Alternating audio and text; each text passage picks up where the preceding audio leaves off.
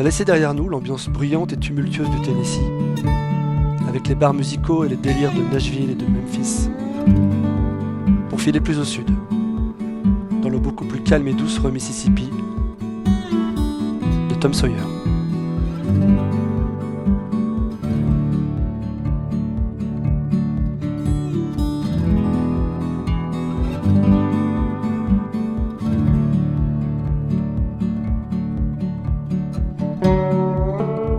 Il règne ici une agréable douceur. Une atmosphère paisible avec ses belles maisons de style victorien, ses rues tranquilles et cette délicieuse lumière d'automne dans des températures estivales qui nous font un bien fou.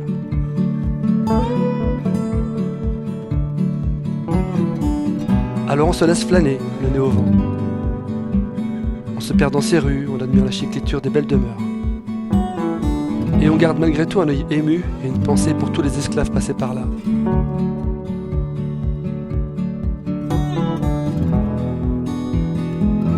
Ainsi va l'histoire des États-Unis.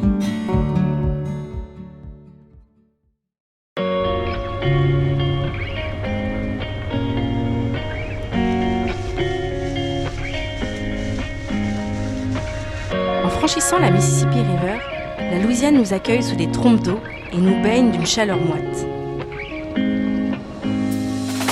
C'est là que nous découvrons les plantations d'Ocalais et de Laura, véritables témoins d'une époque où l'esclavage était malheureusement la norme. Nous voulons voir, nous devons savoir.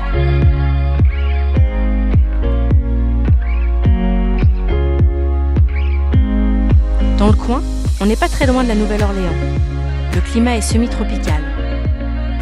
Et la végétation ressemble d'ailleurs bien plus à celle qu'on trouve dans les îles de l'océan Indien qu'à celle que nous avons vue jusque-là aux États-Unis.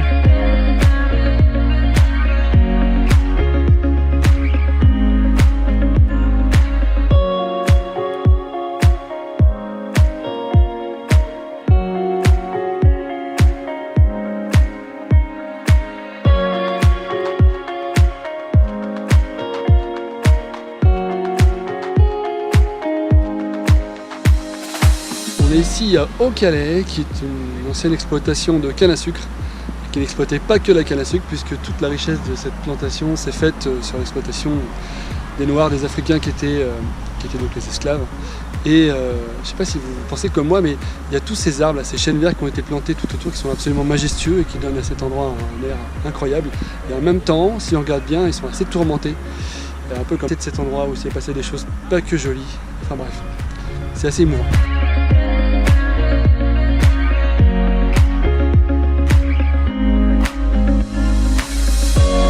On décide donc de laisser au temps la lourde tâche de cicatriser tout ça, pendant que nous on file vers la Nouvelle-Orléans. Comme tout le monde, on en a beaucoup entendu parler, alors il est temps pour nous maintenant d'y mettre les pieds. Qu'est-ce que tu fais? On est où là? Osez. Aux États. Tu parles en anglais? Tu peux chanter en anglais? Comment tu chantes en anglais?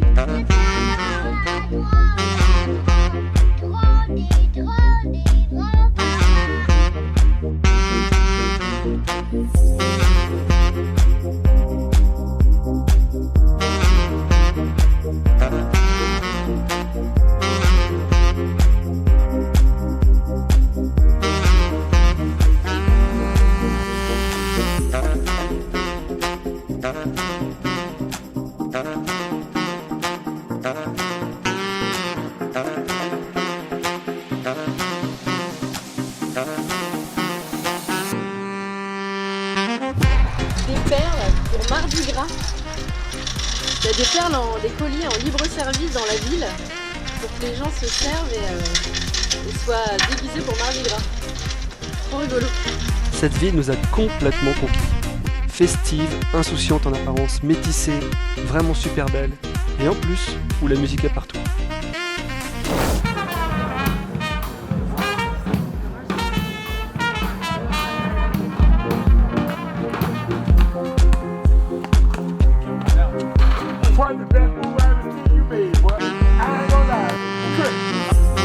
Une cité où enfin les Américains, de petites ethnies semblent réunies sous la même bannière et s'accepter les uns les autres. Est-ce un pied de nez à l'histoire du pays? Allez savoir.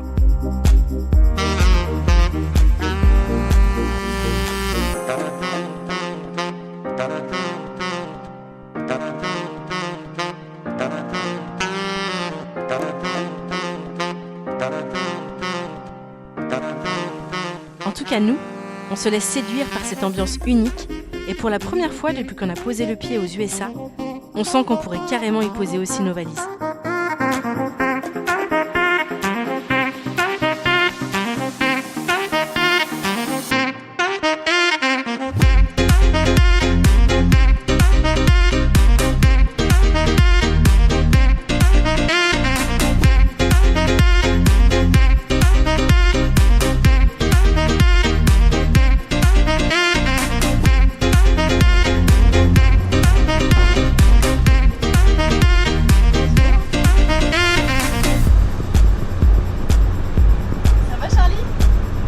Oh oui, ça va.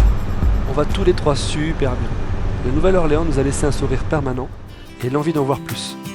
Alors on file maintenant vers l'ouest à la découverte du pays cajun.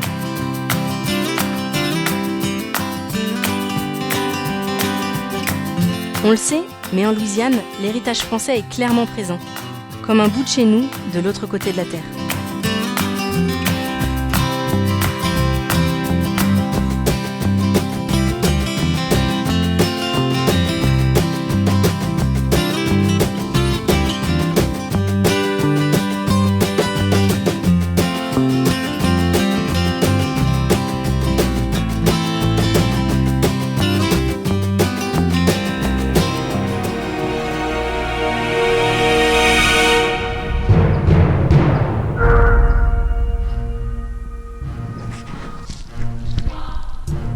J'entends des bruits trop bizarres.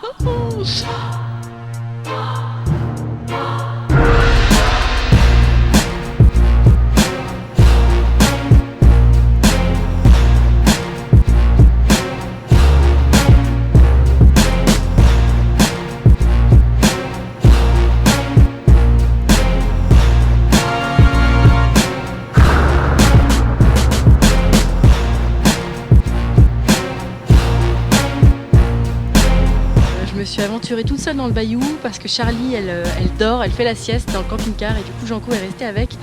Et moi je suis partie toute seule comme ça et en fait quand on sait que c'est rempli de crocodiles, ben comme moi on fait pas la maline.